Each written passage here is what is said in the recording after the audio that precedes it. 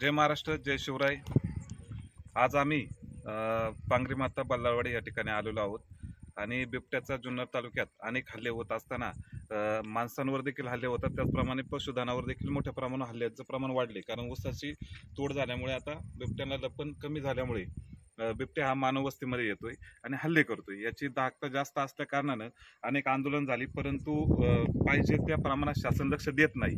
शासनाचं लक्ष वेधण्यासाठी बिबट्याचे जे हल्ले आहेत ते शासनाच्या लक्षात आणून त्यावर कायमचा काही आपल्याला उपाययोजना करता येतील या दृष्टीने शासनाने प्रयत्न करावा, म्हणून या ठिकाणी आमचे सहकारी शेतकरी संघटनेचे युवक अध्यक्ष सन्माननीय सचिन थोरवे असतील, त्याचप्रमाणे अनेक आंदोलनामध्ये आमच्या समवेत सुधीर महाराज घोलप हे देखील सुधीर महाराज घोलपांनी या अगोदर देखील आंदोलन केलं होतं। त्यावेळेस शासनाने त्यांना सांगितलं, अधिकाऱ्यांनी सांगितलं की आपण त्यावर ठोस अशी काहीतरी उपाययोजना करू, परंतु न झाल्यामुळे आज सुधीर महाराज घोलपांबरोबर सचिन भाऊ थोरवे हे देखील आज टाकीवर वर चढून त्या ठिकाणी आंदोलन करतायत। दुपारी त्या आंदोलनाला त्या ठिकाणी टाकीवर चढून शासनाच्या न्यायाच्या मार्गाने शासनाचे सर्व नियम पाळून निवेदन देऊन त्या आंदोलनाला टाकीवर चढलेले आहेत आणि ते आंदोलन चालू देखील झालेले आहे। जोपर्यंत वनमंत्री या ठिकाणी येत नाही आणि ह्या बिबट्याची जी समस्या आहे, आमचं म्हणणं काय, वनमंत्री का इथं यावं? आम्ही अनेक आंदोलन केली, स्थानिक लोकप्रतिनिधी येतात, भेटतात, बोलतात, आम्ही असं करू तसं करू, प्रत्यक्ष काही उपाययोजना अजून काही झालेली नाही। बिबट्यांचा काही त्रास जो आहे, बिबट्यांचा जो हल्ले आहे त्यात काही कमी प्रमाण झालं नाही। कालच 4 ठिकाणी हल्ले झाले, म्हणून प्रत्यक्ष वनमंत्र्यांच्या कानावर घालून याच्यावर आपण तात्काळ काहीतरी उपाययोजना करावी। शेवटी काय, शासन जे काही सांगेल, शासनानं जे काही ठरवल ते इम्प्लिमेंट करायचं काम अधिकाऱ्यांचं असतं। अधिकारी शेवटी जुन्नर तालुका इतका क्षेत्रफळाने मोठा असल्या कारणानं बिबट्याचा हल्ला कुठे होऊ शकतो त्या ठिकाणी अधिकारी येत असतात, परंतु तो काही कायमस्वरूपीचा उपाय नाही। जर कायमस्वरूपी बिबट्यांचा काहीतरी बंदोबस्त केला पाहिजे, यासाठी त्या बिबट्यांच्या हल्ल्यांची दाहकता शासनाचे लक्ष द्यावी, म्हणून सुधीर महाराज घोलप असतील, सचिन भाऊ थोरवे या ठिकाणी टाकीवर चढलेत आणि या ठिकाणी जिल्हा परिषदेचे मी बातमी पाहिली विघ्नर टाइम्सवर, जिल्हा परिषदेचे माजी अध्यक्ष देवरामजी लांडे यांनी आमदार शरददादा सोनवणे जे आपले लोकप्रतिनिधी आहेत, लोकप्रतिनिधी म्हणजे तालुक्याचा प्रमुख असतो, तो प्रत्येक जो काही आपला तालुक्यातला नागरिक आहे त्याचं एक प्रमुख म्हणून त्यांची भूमिका असते, म्हणून त्यांनी फोन केला, त्यांनी सांगितलं आपण 7 दिवस टाकीवर राहा। शेवटी कुठल्याही माणसाचं आंदोलन कोणासाठी चालू आहे? हा काय राजकारणाचा भाग नाही, हे आंदोलन चालू आहे सर्वसामान्य जनतेसाठी। हे सर्वसामान्य जनतेची गोरगरिबाची आज शेतीची परिस्थिती काय, तुम्ही शेती करत असताना कुठल्याच मालाला भाव नाही, शेतकरी प्रचंड अडचणीत आहे। शेती म्हणजे असा आत्महत्याचा धंदा झालाय, शेतकऱ्याला वालीच नाही कोणी, आणि त्यात हे शेती करत असताना बिबट्यांचे हल्ले म्हणजे तुम्ही आसमानी संकट तर आहे, सुलतानी संकट सुद्धा शेतकऱ्यावर आहे। मग शेतकऱ्यांनी शेती पण करायची नाही का? मग शासनाने आम्हाला काहीतरी ठोस असे उपाययोजना करून द्यावी, उत्पन्नाचे सोर्स निर्माण करून द्यावेत। आमचे ज्यावेळेस शेतमाल येतात, आज कांदा काढणे चालू आहे, आज कांदा काढण्यासाठी जर असे बिबट्यांचा वावर असेल तर शेतमजूर येतील का? MP वरून आपण मजूर आणलेत, मागच्या वर्षी 11,000 रुपये एकर होता तर 13,000 एकरवर गेले, बाजार पावा तर 10-12 रुपये कांद्याला झाले, अशी परिस्थिती कांद्याची। आणि जर असं बिबट्यांचा वावर असेल तर मजूर देखील काय म्हणणार, तर आम्ही जर शेतामध्ये गेलो, आमची लहान मुलं आमच्याबरोबर असतात, त्या ठिकाणी बिबट्या असतात, अशा अनेक अडचणीतून शेतकऱ्याला जावं लागतं। आणि हे शेतकऱ्याची समस्या सोडवण्यासाठी आमचे सहकारी या ठिकाणी टाकीवर चढून आंदोलन करतात। त्याबाबत आमदारांनी जे काही वक्तव्य केले ते निश्चितपणे वक्तव्य आम्हाला काही पटलेलं नाही। शेतकरी संघटना म्हणून आम्ही त्या वक्तव्याचा या ठिकाणी निषेध करतो। आमदारांनी एक जबाबदारीची जाणीव ठेवून या आंदोलकांना सांगायला लागत होतं, तुमचा जो काय आंदोलनाचा विषय आहे तो हा सामाजिक आहे, ते काय त्यांच्या कुटुंबासाठी सुधीर महाराज घोलप काय त्यांच्या शेळ्या गेल्यात आणि शेळ्यांनी वाघाने नेल्यात आणि त्याची भरपाई मिळव म्हणून टाकीवर चढले ना आंदोलनासाठी? सुधीर महाराज घोलपांचं म्हणणं काय आहे, सचिन भाऊ थोरवेंचं म्हणणं काय आहे की आम्हाला जुन्नर तालुक्यातून बिबट्या तुम्ही एकतर हद्दपार करा किंवा त्याची काहीतरी व्यवस्था करा, का जेणेकरून मानवावर हल्ले होणार नाही, पशुधनावर हल्ले होणार नाही, याची आपण काळजी घ्या, म्हणून ते आंदोलन करतायत। तर आमदार साहेब जर म्हणत असतील तुम्ही 7 दिवस टाकीवर चढा, 7 दिवस तिथंच बसा, 7 दिवस उपाशी राहा, हे बोलणं काय मला वाटतं त्यांच्या पदाला, जे काही त्यांचं आमदारकीचं पद आहे, आमदार साहेबांची चूक आहे ना, हा हे शोभत नाही।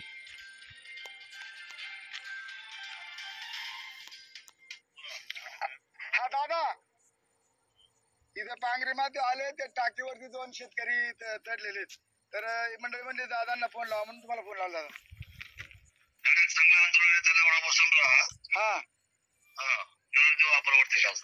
हा मी तेच म्हणला, दादानी आणि केला, दादाने आंदोलन केलं, दादा वनमंत्र्यांना आणण्याची व्यवस्था करतील आणि तुम्हाला न्याय देणे। वनमंत्री येऊ नाही तर नाही येऊ, पण त्या खंत घेतली काय 7-8 दिवस त्यांनी वर थांबलं पाहिजे। आता हे चाललंय आपलं शेतकऱ्यासाठी चांगलं आंदोलन आहे, चांगले ना दादा, चांगलं आहे, अडचण नाही। बघू चव्हाण साहेबांना बोलवलं, ते काय म्हणतात, त्यांची भूमिका काय आहे, त्यांचं म्हणणं समजून घेतो।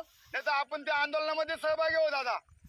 नाही सहभागी नाही, त्यांना संघटनेच्या आंदोलनावरती टाकलं करायला सांगा. बर चालेल दादा, चालेल, ओके, धन्यवाद. त्यांना अजिबात उतरू नका खाली. बर चालेल दादा, चालेल चालेल. हा मी ते काय सगळ्या लोकांना बंद जाईल ना. ओके ओके दादा, ओके ओके दादा, ओके आपला सपोर्टच आहे, आपल्याकडे काय म्हणणं ओके दादा, धन्यवाद दादा, धन्यवाद. आहे.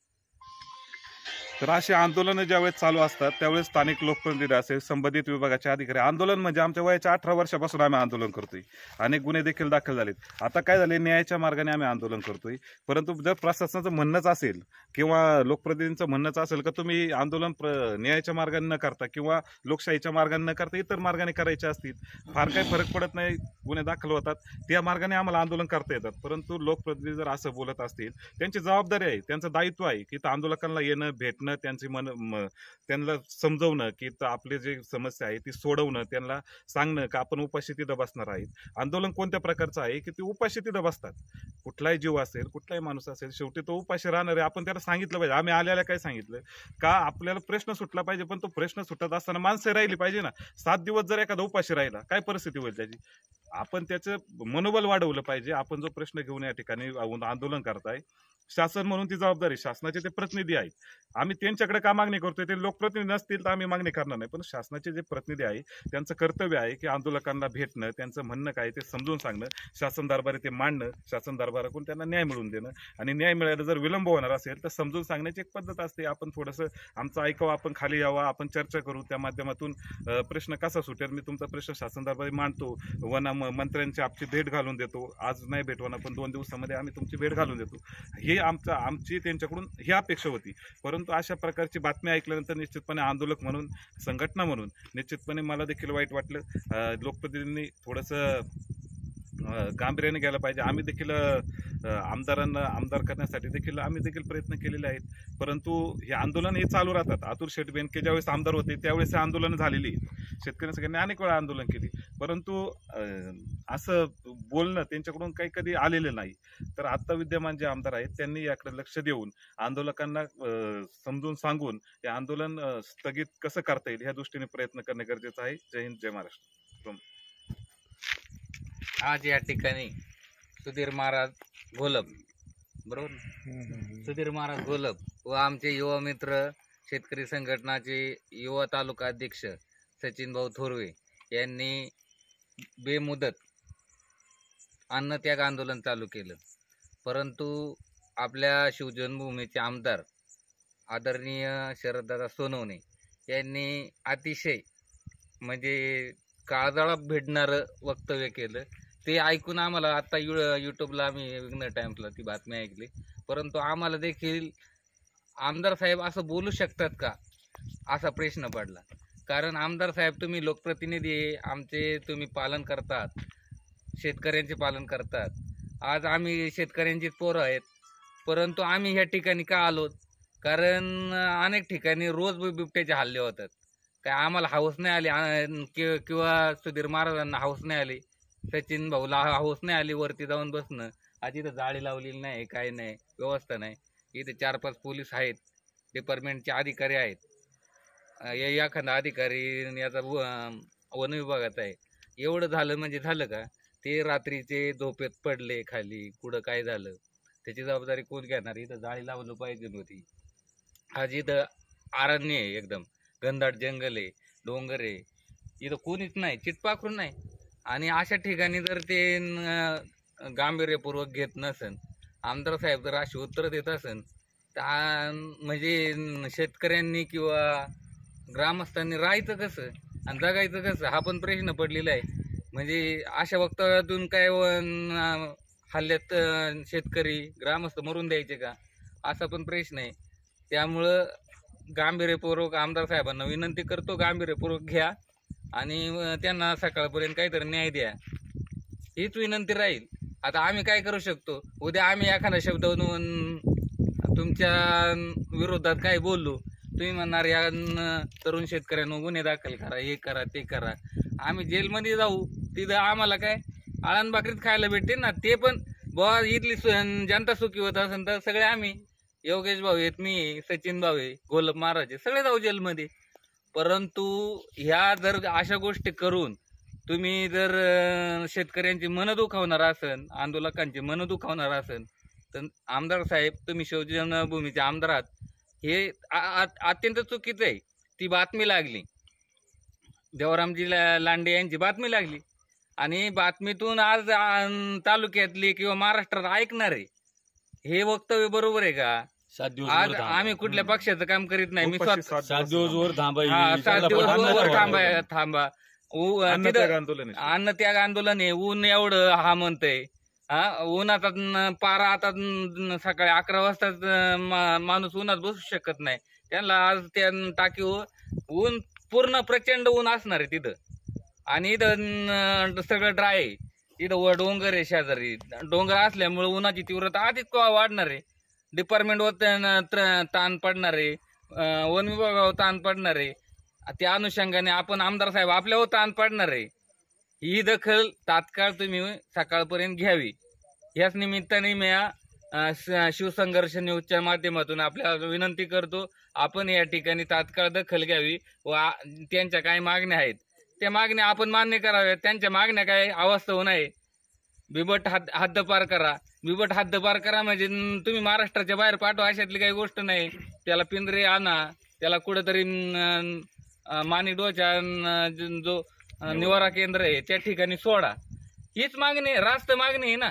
आजकाल नारेंगाव या ठिकाणी सिटीमध्ये हल्ला झाला आहे. तिथं केळीचा बाग आहे, मागे 1 एकर रिकामी जमीन आहे, त्या ठिकाणी हल्ला झाला, आणि चालू अंधार पडायच्या टायमिंगला बिबट्याने त्या डवळ्यानं हल्ला केला. म्हणजे आज कुत्र्यासारखे बिबटे झालेत. मग आपण नुसतं बघतच राहायचं का आम्हाला हवस आली आंदोलन करा. इथं आज आता 11 वाजत आलेत रात्रीचे, 11 वाजेपर्यंत आम्ही इथं जागे आहेत. आता आम्हाला इथं जागरण करायचंय. उद्या आम्हाला झोप लागली, इथंच आला बिबट्या, परत आमच्यावर हल्ला केला, त्याला जबाबदार कोण? हे वन विभागाचे अधिकारी ती माणसाचे आहेत, डिपार्टमेंटची अधिकारी ती माणसाचे आहेत. त्यांना काय रात्रभर ते जागे राहणार आहेत का? त्यांना झोप लागेल का नाही? सगळ्यांना झोप लागली. आणि एखादा काही जर हल्ला केला, बिबट्याने हल्ला केला, किंवा ते वरून काही जर त्यांचं झालं, काही त्याला इजा झाली, तर त्याला जबाबदार कोण? मला विनंती आहे, खासदार अमोलजी कोल्हे साहेब यांना विनंती आहे, शिवजन्मभूमीचे आदर्श आमदार शरददादा सोनवणे आपल्याला विनंती आहे, याच्यातून काहीतरी मार्ग काढा. आंदोलनं कशी थांबवता येतील? आंदोलनं रोज आंदोलनं होतात इथं बिबट्याची. रोज नारेंगावला झालं का, इकडं हिवऱ्याला होतंय, हिवऱ्याला झालं का बल्लारवाडीला होतंय, बल्लारवाडीचं झालं का वडदला होतंय. रोज आंदोलनं, रोज. म्हणजे हे काय जाणून बुजून कोणी करत नाही ना. आज शेतकऱ्यांना त्रास होतोय, ग्रामस्थांना त्रास होतोय. आज तरुण इथं मित्र परिवार आहे अख्खा, हे सगळे तरुण शेतकरी तिथं जमा झालेले. त्यांना काही काम नाही, अशातली काही गोष्ट नाही. परंतु त्या तळमळे बाबा बिबट्या आपल्या शेळ्या मेंढ्यानं हल्ला करतोय. शेळी गेली तर थोडस हळूहळू वाटेल. बिबट्याने माणूस मारला तर काय करणार आहे तुम्ही? 25 लाख देशान, 25 लाखाची किंमत आहे का आमची? लहान मुलांवर जास्त, लहान मुलं तर जगणारच नाही. त्यामुळं विनंती आहे शरददादा आपणास की याच्यातून मार्ग काढा. तुम्ही म्हणता वनमंत्री आला तर येईन, नाही तर नाही येणार. वनमंत्री साहेबांना आपण फोन करणं गरजेचं आहे ना. आपण आमदार आहात, त्याच्यामुळं आमचं जर काही शब्द चुकून गेले असतील तर आम्हाला तुम्ही शेतकऱ्यांची पोरं म्हणून माफ करा. नाही माफी झाली, आमच्या गुन्हे दाखल केले तरी चालतील, आम्हाला काही त्याची शे नाही. आम्ही जेलमध्ये जायला तयार आहोत. परंतु दादा आपलं जे वक्तव्य झालं ते आज अनेक शेतकऱ्यांची हळहळ व्यक्त केली. दादा असे बोलू शकतात का? त्याच्यामुळं दादा आपण गांभीर्यपूर्वक सकाळपर्यंत काहीतरी निर्णय घ्याल. आज 11 सव्वा 11 वाजले तिथं, म्हणून त्या तुम्ही जर आम्ही जागरण करणारच आहे, पण जागरण करता करता कॅपॅसिटी किती आहे माणसाची? थोडीशी झोप लागू शकते ना. आज इथं जाळी नाही, काय नाही, ह्या व्यवस्था देखील आपण आमदार आहेत, त्याही अनुषंगाने आपण देखभाल केली पाहिजे नव्हती. धन्यवाद. जय शिवराय.